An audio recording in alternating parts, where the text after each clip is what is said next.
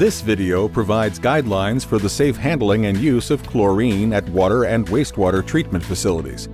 It represents a compilation of current practices and experience from Chlorine Institute members with substantial input from representatives of the National Rural Water Association and the Water Environment Federation. The Chlorine Institute initiated its Stewardship Program to better achieve its mission of supporting the chlor-alkali industry. The program serves the public by fostering continuous improvements to safety and protection of human health and environment connected to the production, distribution, and use of its mission chemicals. This support extends to giving continued attention to the security of chlorine handling operations. This video demonstrates the Institute's support of the principles of the program. While this video covers the safe handling of chlorine, it's intended to be supplemental to your employee training program.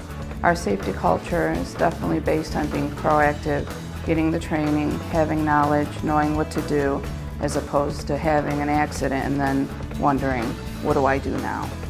The value of a strong safety culture cannot be overstated. Experience shows that positive safety attitudes and operator awareness, understanding, and acceptance of safe work practices can help prevent serious incidents and injuries. That in turn can provide for better continuity of operations and lower operating costs. From a worker's perspective, there are many potential distractions that can impact workplace safety. Complacency is an enemy to a positive safety culture. The notion that future accidents are unlikely if accidents haven't occurred in the past, even if procedures were not followed correctly, can lead to a false sense of security and compromised situational awareness. It is critically important that operators keep their minds on the job and stay focused on their duties, especially when working with hazardous materials like chlorine. Further information may be obtained from Chlorine Institute Pamphlet 155, Water and Wastewater Operators Chlorine Handbook, and from the Safety Data Sheet for Chlorine issued by your supplier. A copy of the Chlorine Institute's publications catalog can be found on our website. The transportation, storage, and use of chlorine are regulated by a variety of governmental agencies. Compliance is essential, so it's important that people working with chlorine have a sound knowledge of the applicable regulations. In the United States, we have public water with chlorine disinfection, which started at the turn of the century, has saved hundreds and thousands of people from disease. There's no doubt about it. It's very easily proven. I think that we forget because we are so used to it, but we are definitely the guardians of, the chemical delivery and the chemical safety of chlorine to our consumers. The simple things make life more enjoyable, but they're not always as simple as you might think. Behind the scenes, a lot of effort goes into improving the quality of our lives. One important aspect of this is the use of chlorine to disinfect drinking water and wastewater, and in the products we use every day. Chlorine is used to manufacture thousands of other chemicals, and it's used to purify many metals, including the process that recycles aluminum cans. It's used in the production of most medicines, and its largest use is in the manufacture of plastics. Chlorine's usefulness can be attributed to its unique physical and chemical properties, but like many other chemicals, chlorine can also be hazardous and must be handled and used with care. So it's important for you to know all you can about this versatile chemical and to understand the proper handling of chlorine to avoid exposure. In this program, we'll cover the physical and chemical properties of chlorine, health effects, personal protective equipment, transportation, storage, and safe handling, how to connect, use, and disconnect chlorine containers, how to respond to minor leaks, emergency preparedness and training, and site security.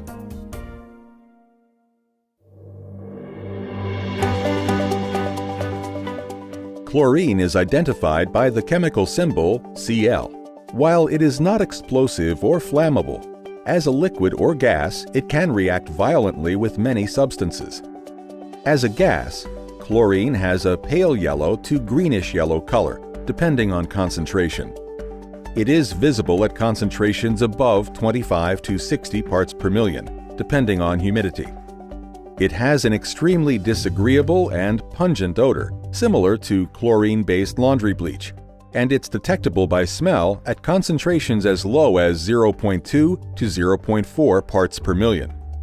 It is about 2.5 times heavier than air, so if it is released, it will accumulate at floor level and below ground level. As a liquid, chlorine is amber in color, and it is about 1.5 times heavier than water.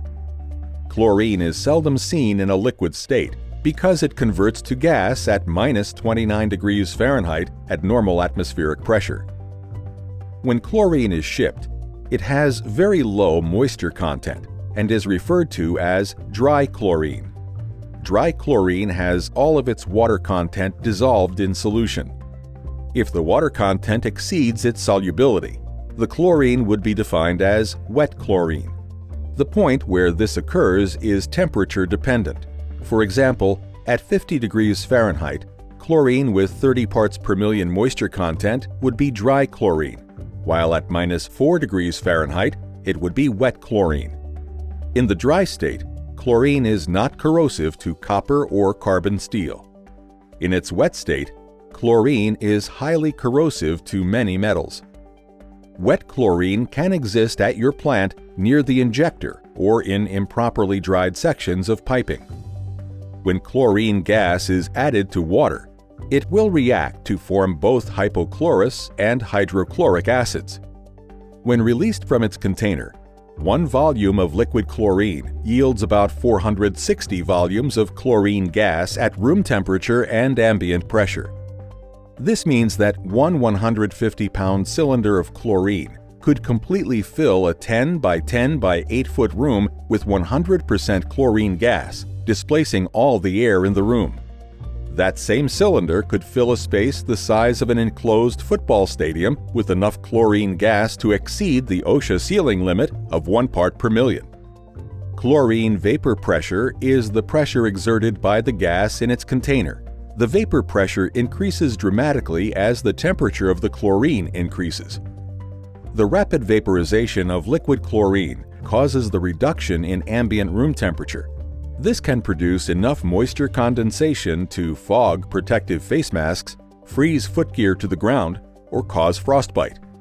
At very low temperatures, a pressure gauge might indicate that a chlorine vessel is empty, when in fact, the chlorine vapor pressure is low due to supercooled liquid chlorine remaining in the chlorine container. This situation can occur if chlorine gas is withdrawn too quickly from cylinders and ton containers. The remaining liquid chlorine can be cooled by the evaporating gas and result in reduced vapor pressure. The maximum recommended feed rate for cylinders stored at 70 degrees Fahrenheit is 40 pounds per day, while the maximum recommended feed rate for ton containers at the same temperature is 400 pounds per day. The only way to make certain a container is empty of liquid chlorine is to weigh it on a scale. However, chlorine vapors will remain in the container. To ensure accuracy of the scale, follow the manufacturer's recommendations regarding scale calibration. More information on chlorine's physical and chemical properties can be found in Section 9 of the Safety Data Sheet. Now let's consider the adverse health effects that can result from exposure to chlorine gas or chlorine liquid. These include irritation to the eyes, respiratory system, and mucous membranes, as well as the skin. At the OSHA ceiling limit of 1 part per million, a person may experience mild mucous membrane irritation, which can be tolerated for up to 1 hour. As the concentration in air increases to 5 to 15 parts per million, a person may experience moderate irritation of the respiratory tract. The gas is very irritating at this point, and it's unlikely that any person would remain in such an exposure for more than a very brief time unless they are trapped or unconscious. The immediately dangerous to life or health concentration, or IDLH for chlorine, is 10 parts per million, based on the potential for eye irritation, which can be severe enough to impair a person's ability to escape from a dangerous atmosphere. As the duration of exposure or concentration increases, apprehension and restlessness, along with coughing, throat irritation, and excessive salivation can occur. At higher levels of exposure, approaching 30 parts per million, a person may experience immediate chest pain, vomiting, and labored breathing. These symptoms can be experienced before chlorine gas is even visible. In extreme cases, where airborne concentrations may exceed 1,000 parts per million, a person can experience severe breathing difficulty, resulting in death within minutes. Symptoms may be more severe if a person has a pre-existing respiratory and/or heart condition. People with respiratory problems are more vulnerable to problems resulting from chlorine inhalation. Special precautions, like the carrying of emergency respirators, should be considered. All employees who work around chlorine and have the potential of being exposed during normal operations should participate in a medical surveillance program designed to identify any adverse health effects which may occur as a result of chlorine exposure. The medical surveillance program also should verify a person's medical fitness for specific job tasks, especially those tasks requiring the use of respiratory protection equipment and other protective clothing. For more information concerning the health effects of chlorine exposure, refer to Section 11 of the Safety Data Sheet. A variety of protective measures should be put into place when working around chlorine, including the use of personal protective equipment. Refer to the Extras folder on this DVD for more information about the proper selection, care, and use of personal protective equipment for tasks involving potential exposure to chlorine. Section 8 of the Safety Data Sheet is another good source of information on personal protective equipment. For workers who are not directly involved in handling chlorine in the general area of a facility or in buildings where chlorine is stored or used, no specialized protective clothing is required when routine plant operations are performed. Long pants, appropriate shirt and eye protection, hard hat, and safety shoes should be worn or be available as directed by plant practice. All personnel entering areas where chlorine is stored or handled should carry an escape-type respirator. Chemical cartridge or full-face canister gas masks and air-purifying respirators, or APRs, offer adequate temporary protection provided the oxygen content in the air is greater than 19.5% and the chlorine concentrations do not exceed the rated capacity of the respirator.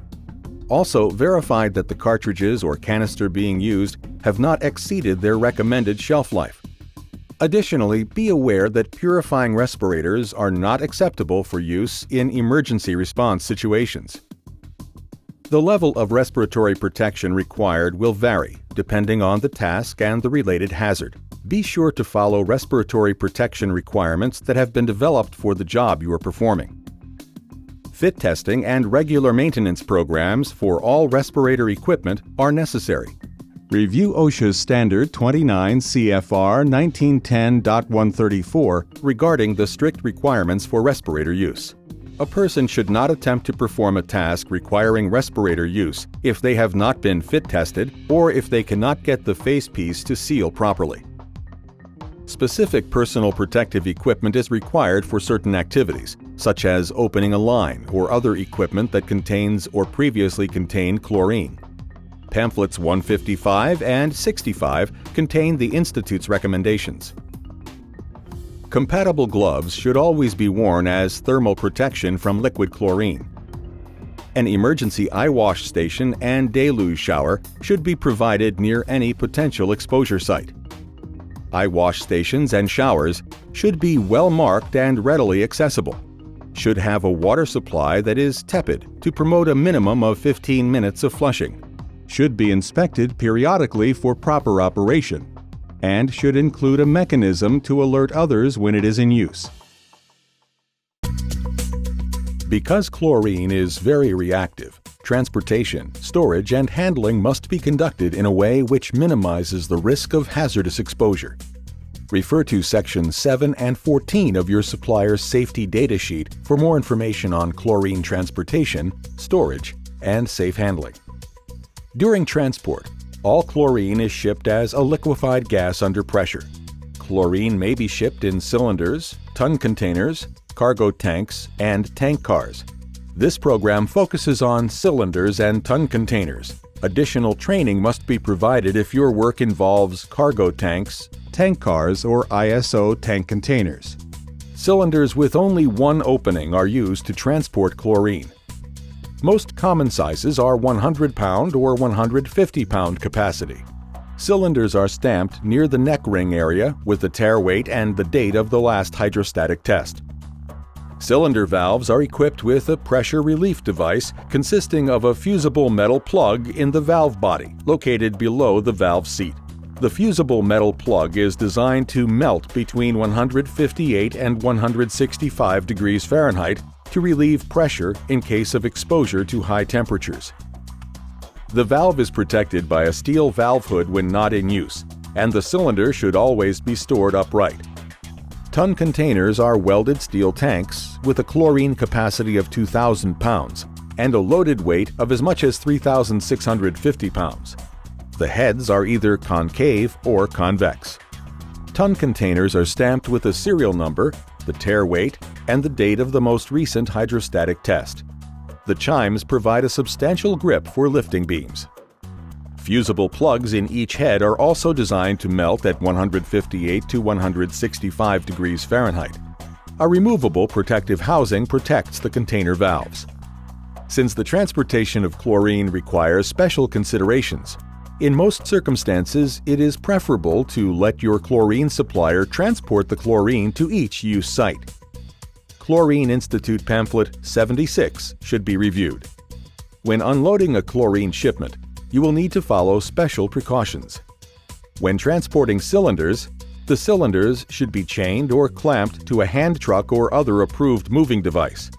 If the cylinders are secured in a storage rack, a forklift can be used. Cylinders should be lifted so that the valve protective housing is guarded and not used to carry any of the load weight. Once the cylinders have been moved to their storage area, the cylinders must be secured to prevent them from falling.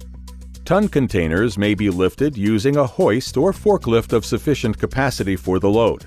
Hoists will be used in conjunction with a ton container lifting beam. Containers should be segregated from flammable and oxidizing materials and from reactive materials such as ammonia, sulfur dioxide, hydrocarbons, certain refrigerants, and other materials that are reactive with chlorine.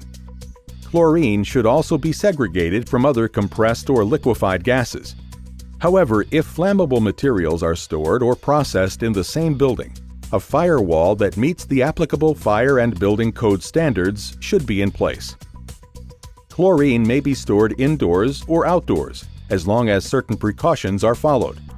Containers should not be stored in areas where they can drop, where heavy objects can fall on them, where vehicles can strike them, near elevators or heating, ventilating, or air conditioning systems, because dangerous concentrations of gas may spread rapidly if a leak occurs, or below ground, since chlorine vapors are heavier than air and will not readily dissipate from low areas in the event of a leak. Signs must be posted properly in the chlorine storage area in accordance with local codes as well as state and federal laws or regulations.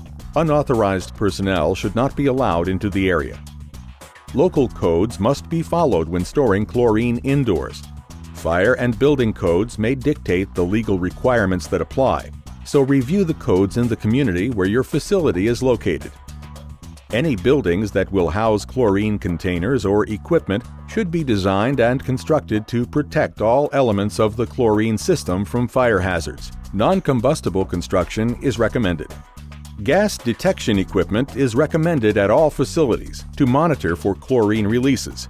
It is essential that this equipment is inspected and calibrated on a regular schedule. Be sure to keep the area clean of trash and debris.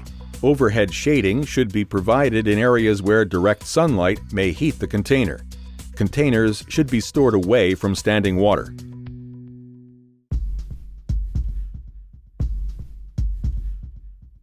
We never change a ton or, turn a valve on a chlorine cylinder without having at least 2 people and having our PPE. You have your respirator, your gloves, and you're ready in case there is an incidental leak, because that is most likely when it is going to happen, is when we are turning the valves and putting the switchovers off and on.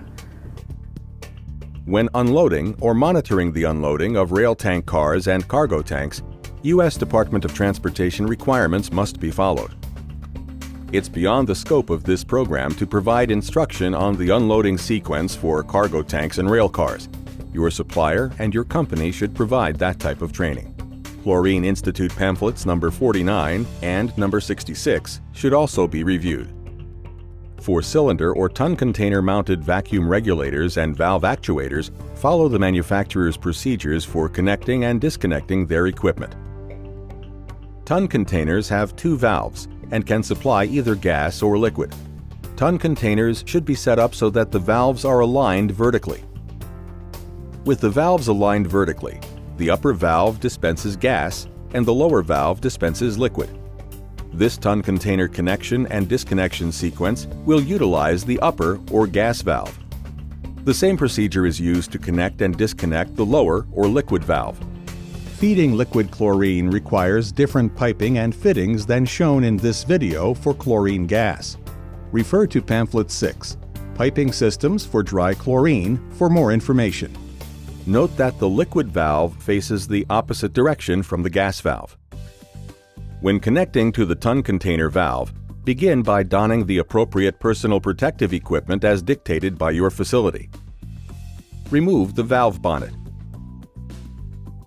Check the packing nut to make certain it is at least hand-tight.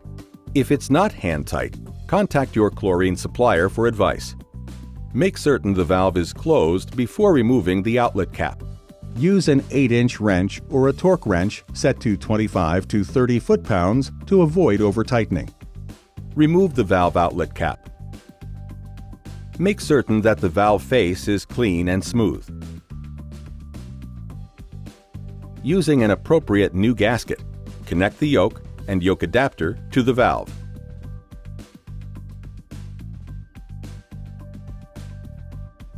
Tighten the yoke to make the seal. Do not over-tighten. Open and close the ton container valve briefly, introducing chlorine into the system, and close it.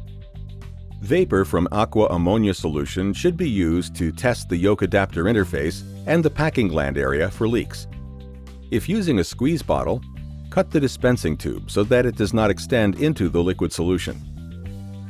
If any leaks are found, they must be remedied before proceeding. Repeat the leak test procedure if a leak was found. Using a wrench no longer than 8 inches, open the valve 1 full turn. This is all that is required to achieve maximum gas flow rates. Open appropriate valves in the piping system. Check for leaks again, using only the vapors from the aqua ammonia solution. A suitable valve shutoff wrench should be left in place when the container valve is open. The use of automatic shutoff devices should be considered. These devices close the container valve when activated by a chlorine detector, fire alarm, seismic detector, or remote switch. Follow the manufacturer's recommended procedures when emergency shutoff is needed. Special procedures must also be followed when disconnecting ton containers. Extreme caution must be exercised when disconnecting containers. This is especially critical in systems feeding liquid chlorine. After donning appropriate PPE as dictated by your facility, close the ton container valve using an 8-inch wrench or a torque wrench set to 25 to 30 foot-pounds to avoid over-tightening. Let the pressure in the system drop to 0 psig and apply a vacuum if your system is designed to do so. When gauges or other means indicate that all liquid and gaseous chlorine has been evacuated to 0 psig or to some level of vacuum, the appropriate piping valve can be closed. If any leaks exist, evident by the pressure increasing in the line by the container, use a torque wrench to tighten the valve to 40 foot-pounds and retest for leaks. If the leak persists, use a maximum torque of 50 foot-pounds on the stem and repeat the process. If the valve still leaks, contact your supplier for advice. If the pressure in the line connected to the ton container valve remains at or below 0 psig, the yoke can be loosened and disconnected. Verify that a gasket is in place and replace the valve outlet cap. Attach the valve bonnet to the ton container and mark as empty. Place the ton container in the appropriate location for empty containers. The same steps will be performed when connecting to a cylinder. Chlorine is almost always fed as a gas when cylinders are used. Begin by donning the appropriate personal protective equipment as dictated by your facility. First, remove the protective hood. Check the packing nut to make certain it is at least hand-tight.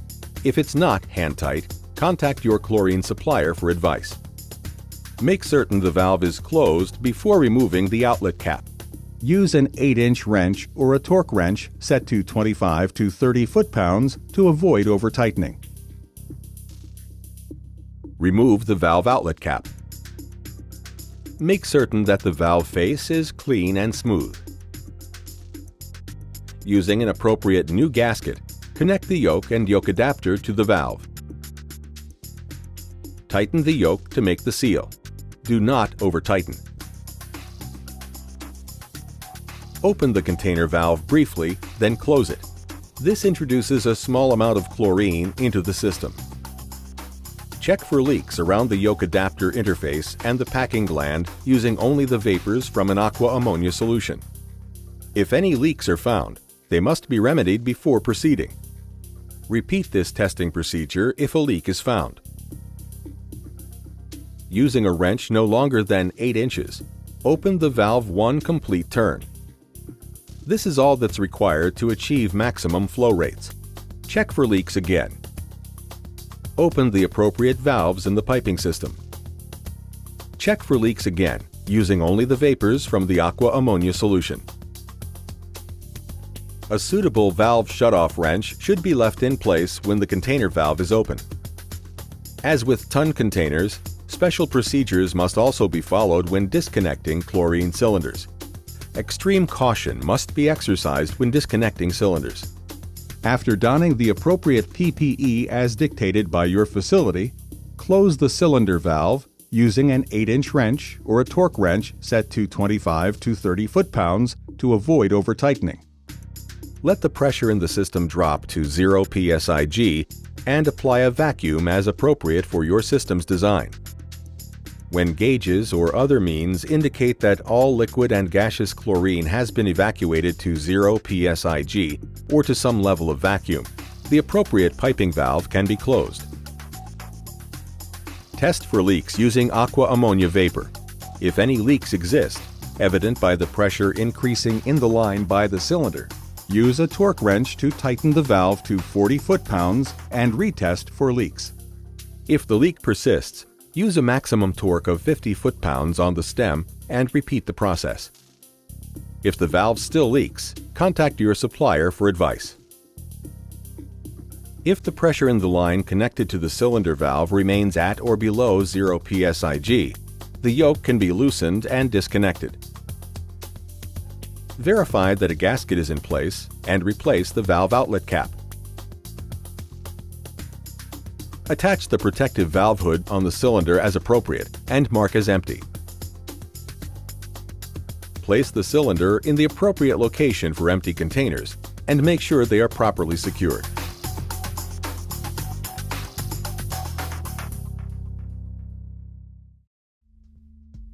Although rare, chlorine leaks may occur, and you need to know how to identify and correct these problems as soon as possible. When a leak is detected, it's recommended that ammonia vapors be used to find the source. A white cloud will form when ammonia vapor is directed at the leak. A plastic squeeze bottle containing aqua ammonia solution should be used to detect minor leaks.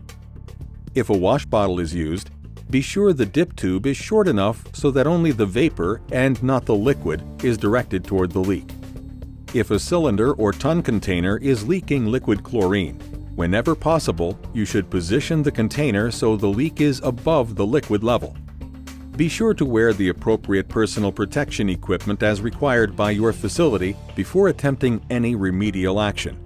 When a leak occurs, authorized, trained personnel equipped with respiratory and other PPE should investigate and take proper action. If a leak is detected around the valve stem, it can usually be stopped by tightening the packing gland after first closing the valve. 50 foot-pounds of torque on the packing nut should stop most leaks. Or if a leak occurs through the valve outlet, apply the valve outlet cap with an appropriate gasket. Then open and close the valve several times. Sometimes this will clean the stem seat and stop the leak. After closing the valve, remove the outlet cap and check for leaks. If the leak has not stopped, put the outlet cap back on. If these measures are not sufficient to stop a leak, then the appropriate Chlorine Institute emergency kit should be applied and the chlorine supplier notified. Chlorine Institute emergency kits and cylinder containment vessels are designed to contain most container leaks. Appropriate kits should be used, depending on the vessel. They include cylinder containment vessels, or Kit A for 100 and 150-pound cylinders, Kit B for ton containers, and Kit C for tank cars and tank trucks. Once an emergency kit is applied, contact the supplier or Chemtrec for further information. In cases where a leak has been identified within a system, the chlorine flow must immediately be turned off and pressure must be relieved. The system should then be evacuated of all chlorine before making any repairs. Replace any damaged section of pipe. If the piping is welded, welding must comply with all applicable codes. Before welding, use a dry non-reactive gas to purge the system. Dry nitrogen or dry air are suitable. Never weld near or on any chlorine container. More information can be found in Chlorine Institute Pamphlet 6, Piping Systems for Dry Chlorine. Actually, we've changed our safety protocols now. We work in pairs whenever we are opening a chlorine valve, changing a switch over. All of our chlorine detectors show up parts per million so that we know before we go in exactly how many parts per million are in that room and whether we can go in safely with a respirator as opposed to an SCBA device. In case of an accidental release of chlorine, your facility needs to be prepared to handle the emergency. The most effective response to a chlorine incident begins with careful and thorough planning. Anticipating all possible variables and situations that can occur during an incident is the basis for the Site Safety Plan. A Site Safety Plan is a comprehensive document that exists on any site that handles chlorine and provides a system for ensuring the safety of the responder, his or her team, and the public through communication of site-specific safety information. An effective site plan consists of the following elements: a summary of hazards that the team is likely to encounter, a review of the required safety equipment, a site map or sketch of the incident area, specific work zones, explanation of the use of the buddy system, details of on-site communication, command post information, an explanation of standard operating procedures, information on medical assistance, a monitoring plan, decontamination procedures, and other important and relevant information. The Site Safety Plan is just that, a plan. Some aspects of the plan can be designated ahead of time, and other parts of the plan must be tailored to each incident, because each incident has its own unique challenges and constraints. We'll review each section briefly and point out which parts of the plan are often completed ahead of time and which parts are determined at the onset of an incident. A comprehensive site safety plan will be tailored to the specific location and available resources.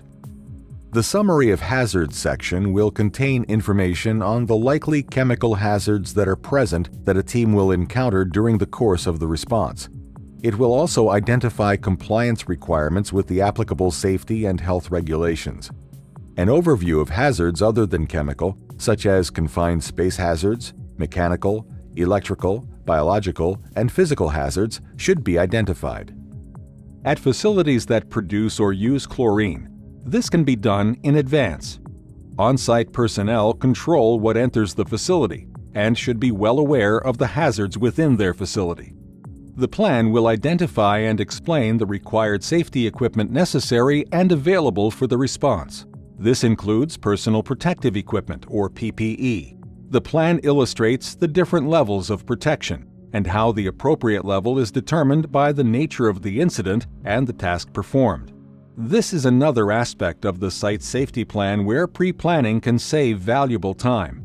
Based on published literature, such as the Chlorine Institute Pamphlet 65, Personal Protective Equipment for Chlor-alkali Chemicals, the determination for the initial level of PPE required can be made.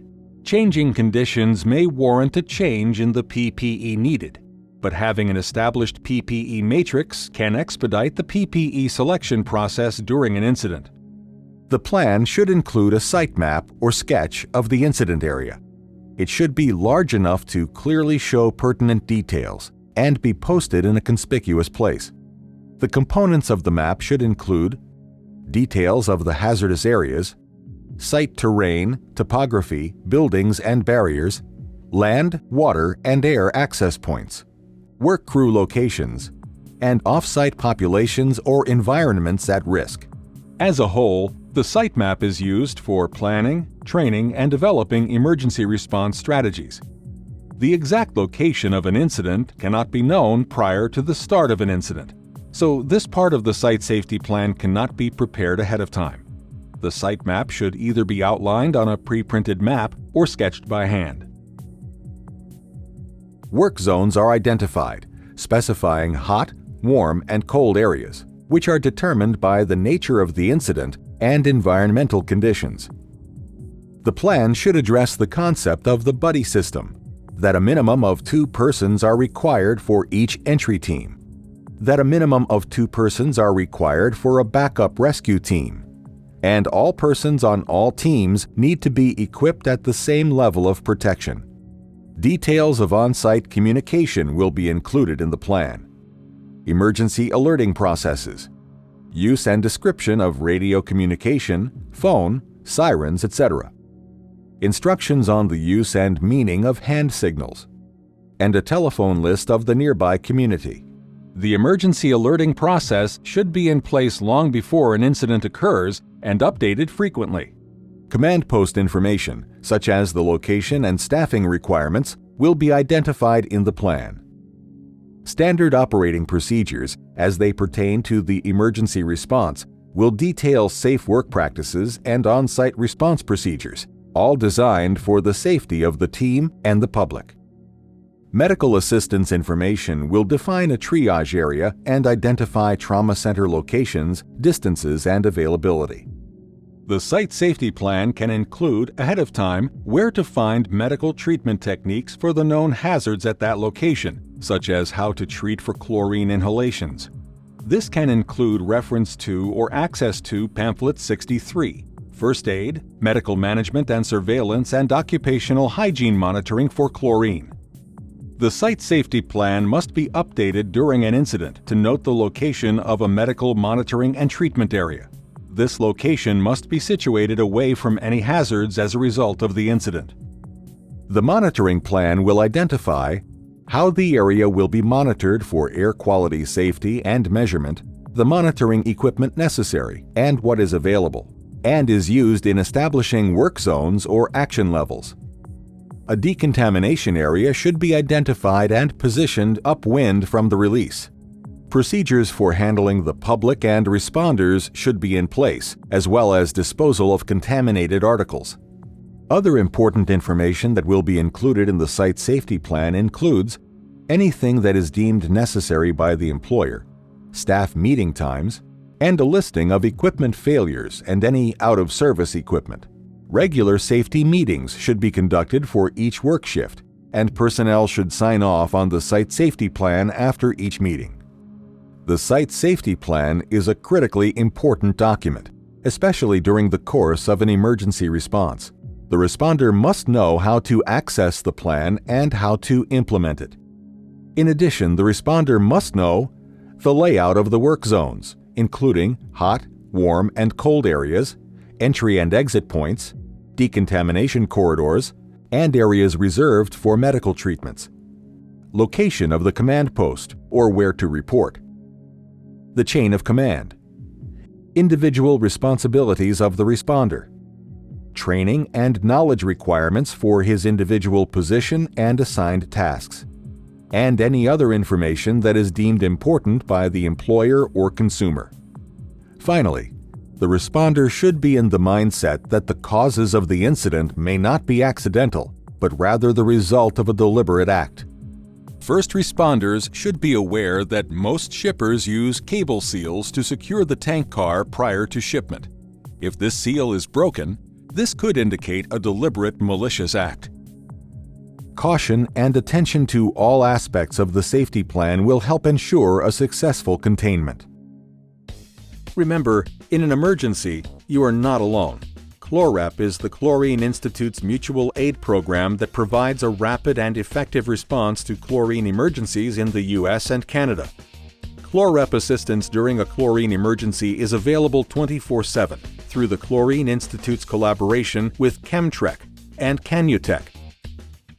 To activate ChlorRep for assistance with an incident, contact Chemtrek at 800-424-9300 or Canutech at 888-226-8832. Employee training is a key element in the facility's safety planning efforts. Your training will be specific to the container of chlorine you handle and will also address physical and health hazards, procedures for connecting, use, and disconnecting chlorine containers, and steps to take in the case of an accidental release or another emergency. Emergency responders will be required to have an adequate level of training to enable them to perform the job function they may be required to do in case of an emergency. For OSHA regulations, see 29 CFR 1910. In the event someone is accidentally exposed to chlorine, you will need to take special precautions. OSHA has specific requirements for entries into the affected area. Never attempt to rescue an unconscious victim unless you have been properly trained, are properly equipped, and a trained and equipped standby is on the scene. Don't become a victim yourself. It's also important for designated employees to have basic first aid training in the case of chlorine exposure. Prompt action is essential. Since anxiety and restlessness are symptoms of chlorine overexposure, it's important that firmness and assurance are used when assisting a victim. The first step to be taken when someone has been exposed to chlorine gas is to call 911 immediately and move the person to fresh air, position the person's head and trunk at a 45 to 60 degree angle, and encourage slow, regular breathing. If liquid chlorine has contaminated the skin or clothing, an emergency shower should be used immediately to flush off the chemical, removing contaminated clothing while under the shower. If the eyes have been contaminated, they should be flushed with large amounts of water or a direct stream of water for at least 15 minutes while holding the eyes open. Medical assistance must be obtained as soon as possible. In cases where the individual has stopped breathing, qualified individuals will need to perform CPR. Safety data sheets and other literature will provide valuable information to help the response effort. These documents provide detailed information about the chemical's characteristics and also include emergency information.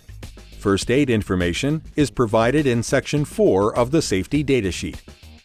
Chlorine suppliers may also be a valuable source of information and assistance in case of an emergency. The availability of such assistance should be determined during the planning effort. We had an open house, actually, and invited our local hazmat to come and see what our facilities are, and part of it was we had a section for comments for the first responders, and we got some really good feedback and comments on how to adjust some things and fix things so it'd be easier for them. One of the comments we had was, to add a windsock to one of our silos so that you could actually see the wind direction. Should we have a large chlorine release, it would matter whether you were upwind or downwind. I would say a dialogue between any industry and any hazmat responder, very important. Communication is ultimately the most important thing, because then they already know me, right, or they've met me, so they'd be more comfortable. And since they do know who I am, they also know who to approach should this ever happen. What keeps me up at night is, I guess, the worst case scenario where we would have a full release of a full chlorine ton, and the amount of that chlorine could it possibly escape from our facility and harm people. An accident here at our site would villainize the treatment plant. I think they would see us as something harmful instead of something beneficial, which I believe is what we do when we take, surface water and convert it to drinking water. It's important to understand measures that can be taken to properly secure your facility. Water and wastewater treatment operations are potentially vulnerable to a wide range of security threats that could result in service disruptions or the release of chlorine gas. The consequences of a security incident could be severe, potentially impacting the safety of treatment plant workers and the surrounding community, and potentially disrupting service to critical sectors, including emergency services, healthcare, food processing, and manufacturing. A secure and resilient water and wastewater treatment operation requires effective planning and preparedness to prevent, mitigate, respond to, and recover from an incident.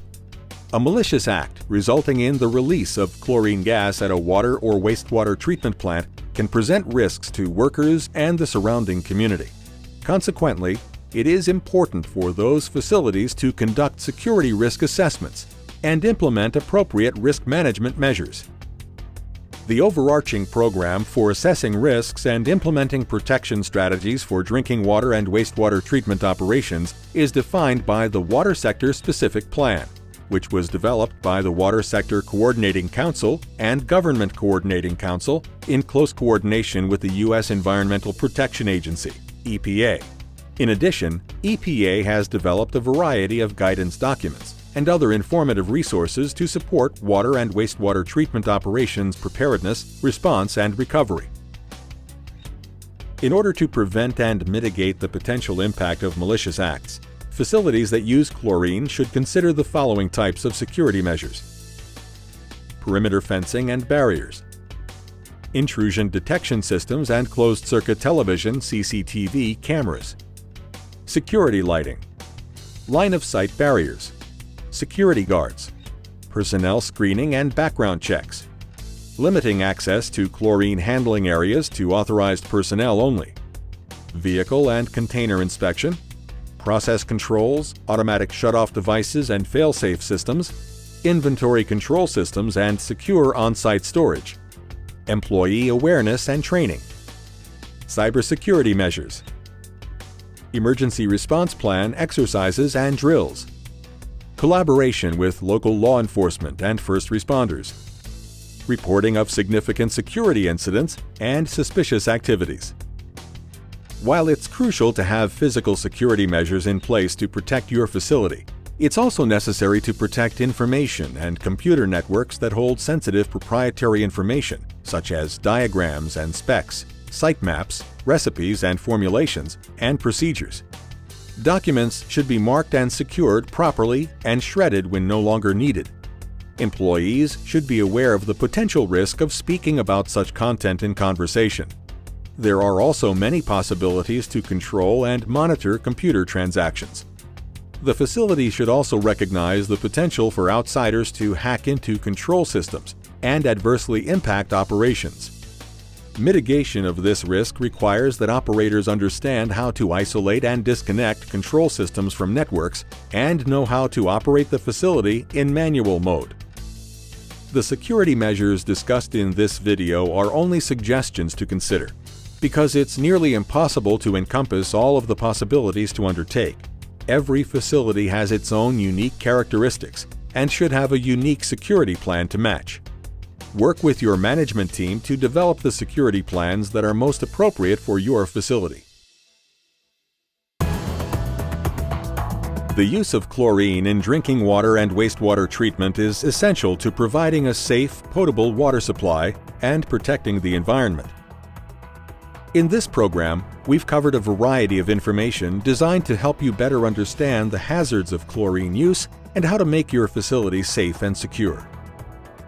We've discussed the various physical and chemical properties of chlorine, adverse health effects that could result from chlorine exposure, personal protective equipment to be used around chlorine, the transportation, storage, and handling of chlorine, how to connect, use, and disconnect chlorine containers, how to handle minor leaks, how to respond to emergencies, the importance of employee training and awareness, as well as site security measures. By following these policies and procedures, you can make your facility a safer workplace for all of your employees and be a better neighbor to your local community for years to come. My definition of success is when every day we can deliver safe water, proper dosages of our chemicals, and have everything run very smoothly and have nobody even think about us being here.